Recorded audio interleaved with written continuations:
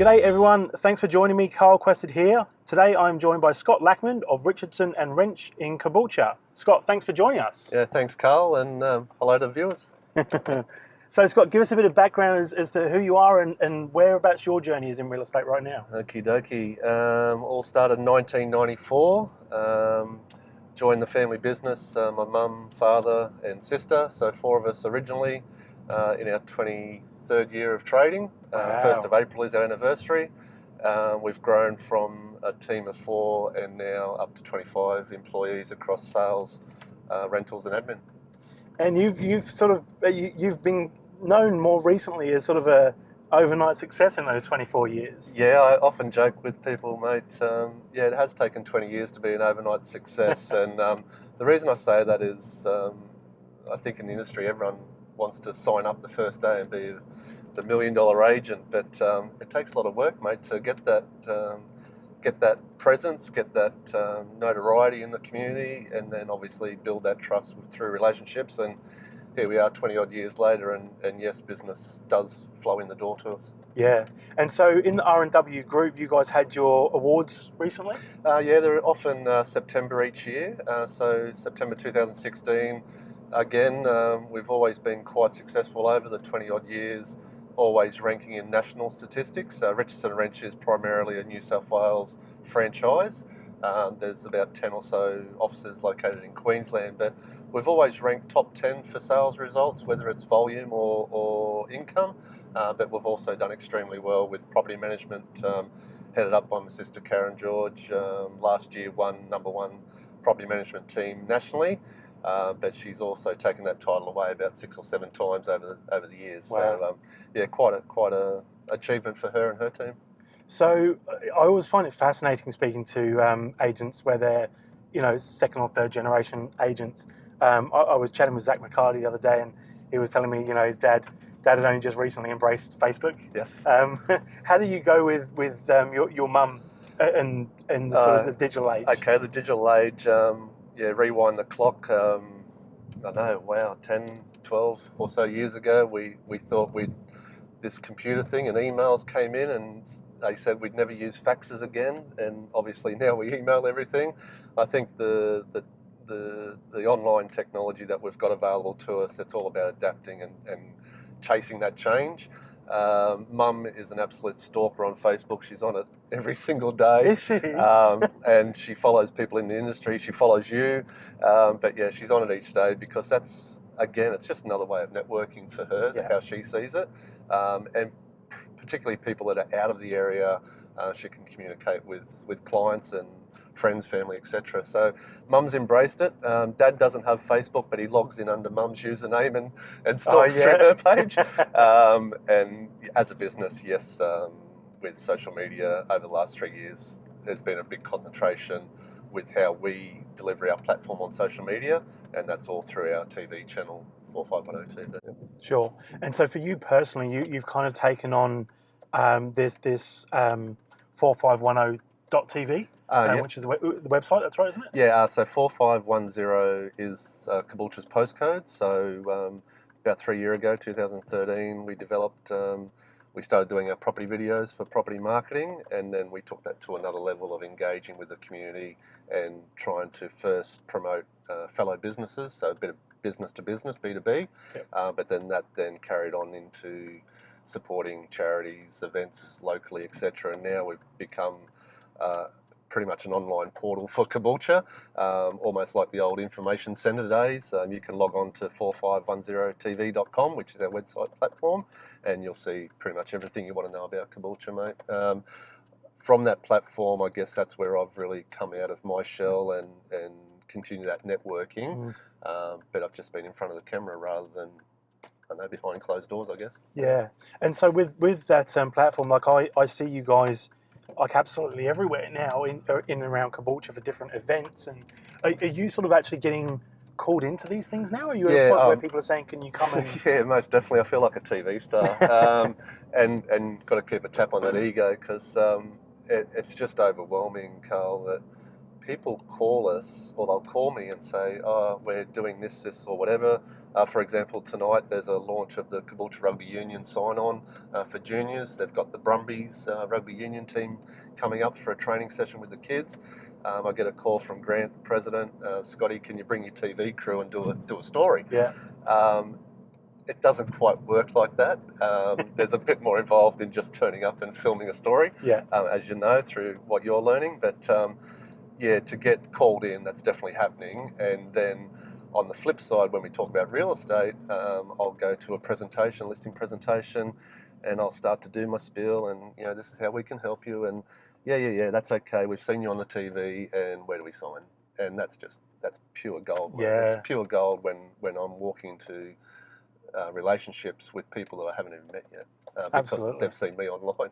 And I find it fascinating that there's still real estate agents out there that don't see the value in video. Crazy, Carl. Like I'm a conference junkie. I think you know that. Whenever there's a seminar on, I'll go to the opening of an envelope if I have to, just to network. And I think it's more than 3 years. It's you know, coming on 4 or 5 years where it was introduced that video marketing would be the next tool in our industry.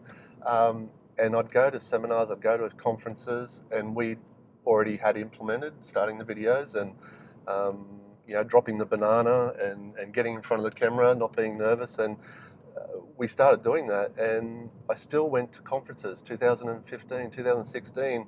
It's still getting preached from stage. You need to do video marketing or introduce video and media into your marketing. And I'm looking around the room, and when they say, oh, who uses video, you put your hands up, and there's still a very small percentage that are doing it. When you go to these events and you see people on stage, you go, oh, they're a big personality, of course they can do video, it's easy for them because they're out of their shell. I think there's a very large percentage of real estate agents that are quite reserved, are quite introverted, and they think that if they can't, you know, jump into a swimming pool or put on a mankini, there's no point in getting in front of a camera. I think, again, it's if you can't stand, whether there's a camera in front of you or not, if you can't stand there and be real and be passionate about a property that you're selling, if you can't stand there and be real and be passionate about your career that you've chosen, if you can't stand there and be real and passionate about the knowledge that you've gained, whether it's how to list a property, how to get top dollar, how to present your home for sale, all of those content subjects, if you can't stand and preach that as a real estate agent, well, I think you're in the wrong game. It's very simple. I mean, we're sitting in the car right now. I've got my Samsung phone recording, and I've got a GoPro just to get a different angle. Like, I'm not using massive production value equipment. I mean, sure, there's people that are doing it a damn sight better than I am, but I'm getting content out there, whereas I think other people that I look at that should be doing it aren't, for fear of, I don't have the right tools, I don't know what to say.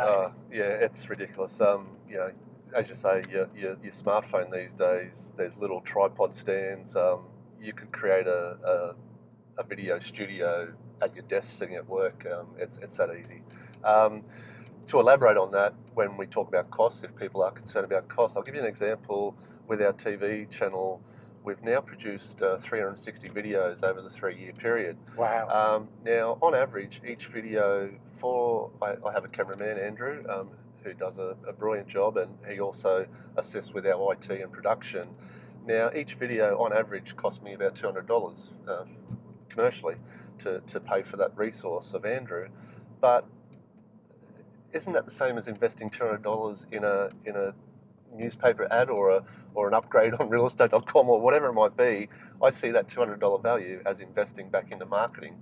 It's the old saying, all roads lead to Rome. Yep. Well, Rome for me is our community website, because you'll go to that platform, you'll see videos, you'll see real estate, you'll see community events, and I'm capturing that audience on that platform for a lot longer time than what I would capture them on YouTube, because once you've watched a 2-minute, 3-minute video on YouTube, guess what happens? There's a million other things that distract you, and all of a sudden you're clicking on a cat eating Fruit Loops for breakfast, you know? So if they're on 450tv.com on our platform, on our website, hopefully those million other things, they're seeing information and content about Caboolture, another story of interest, or again, pointing down that direction of real estate. And then we come back to statistics. Our website has attracted over 1.5 million unique visits in 3 years. So Wow. 60,000 YouTube views versus 1.5 million website views. Yeah. I'm going to the website. And so let's break that down. So the $200 a pop, those 350 videos, to use round numbers, have cost you 70 grand. Yeah, about 70 grand. So over 3 years. For 1.5 million views. Yeah. So would you pay 20 grand a year to have 500,000 people be attracted to you as an audience? We talk to a lot of agents about prospecting and allocating time to specific prospecting tasks, whether it's telephone calls or letterbox drops, or whatever.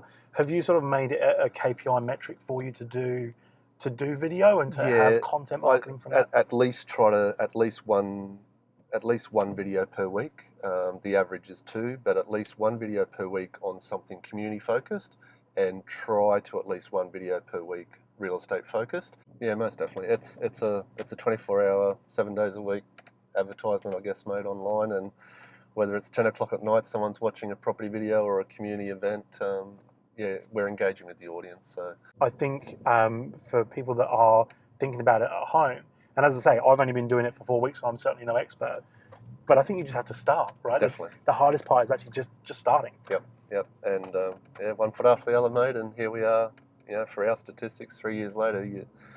1.5 million views. Yeah. And I think as well, if people have passions outside of real estate, it's a perfect opportunity to display those as well. If your hobby is sport related, if it's cooking, whatever it might be, you can theme your videos around that as well. They don't have to be dry and formal with your suit on and that style. There's a lot of different ways you can take it. And the word authenticity, that's what's going to get you out there. That's what people are seeing is the real you, real people.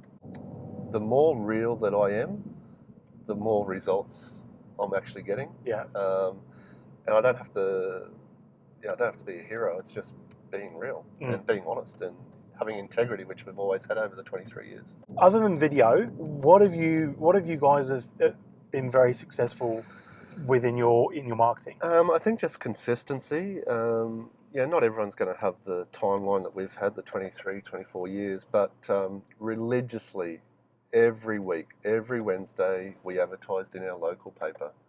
And this is before online. We advertised every week, whether we could afford it or not.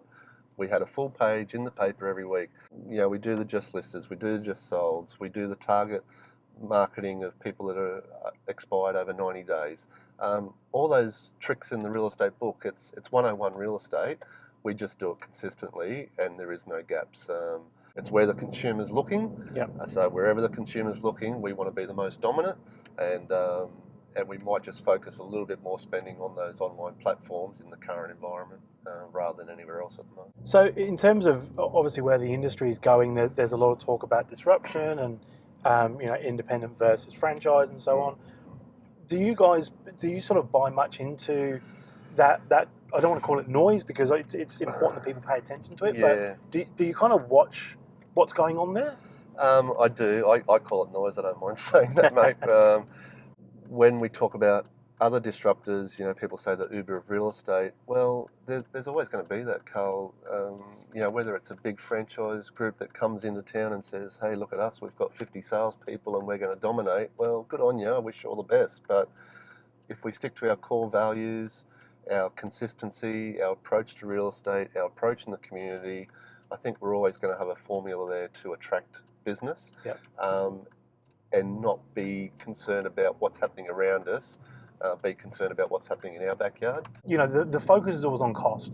Whenever these disruptors come into the real estate industry in particular, they always focus on cost. It's always around the dollar figure.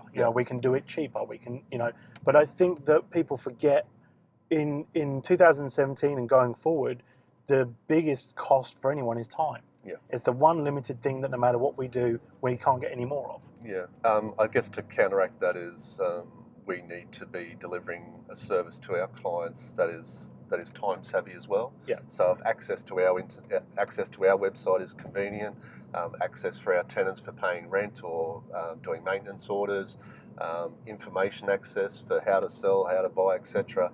If we can make all of that content and all of our services deliverable and in a quick and efficient manner, I think we're just as competitive as a new disruptor.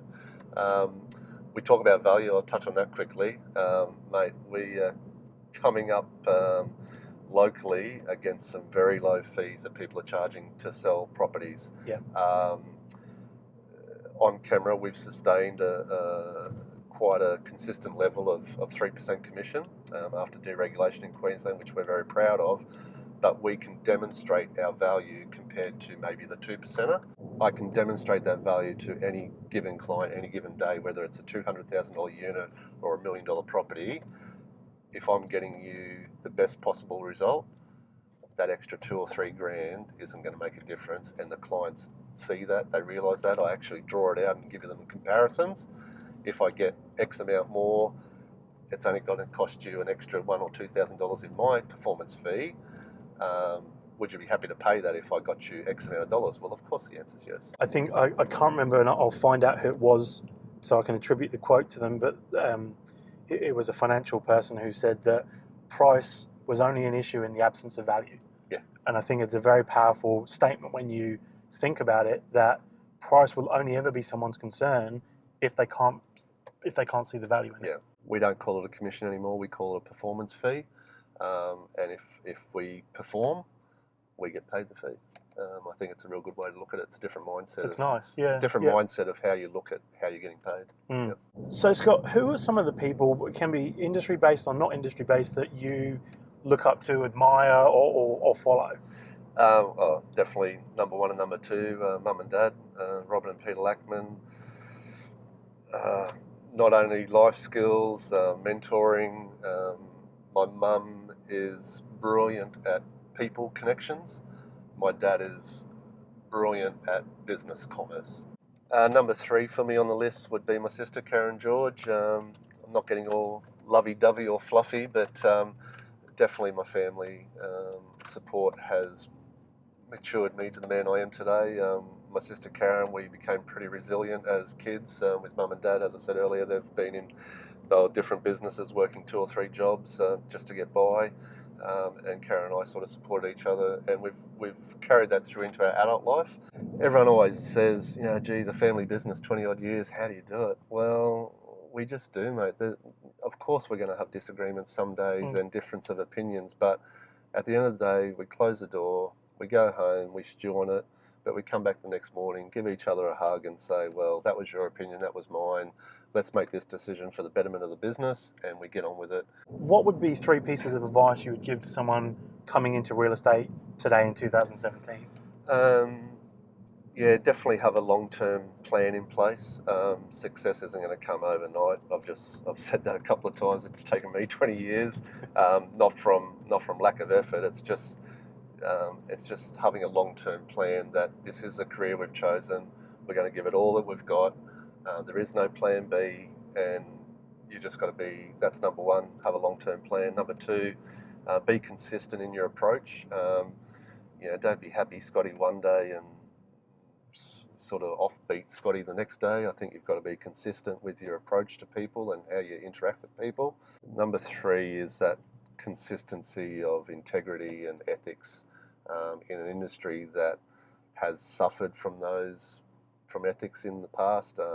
I think if you can stand above the crowd and be in that 1%er, that whether you're successful or not, you can stand with integrity that you've done the right thing by someone else. They say integrity is doing something good when no one else is watching, and that's pretty much what we do. Yeah. So thanks very much for joining us. We talked too much, mate. It's gone. I know we've worn through batteries and worn through additional batteries. So, but mate, I really appreciate you coming on today and joining us in this carpool episode. Yeah, thank you for the opportunity.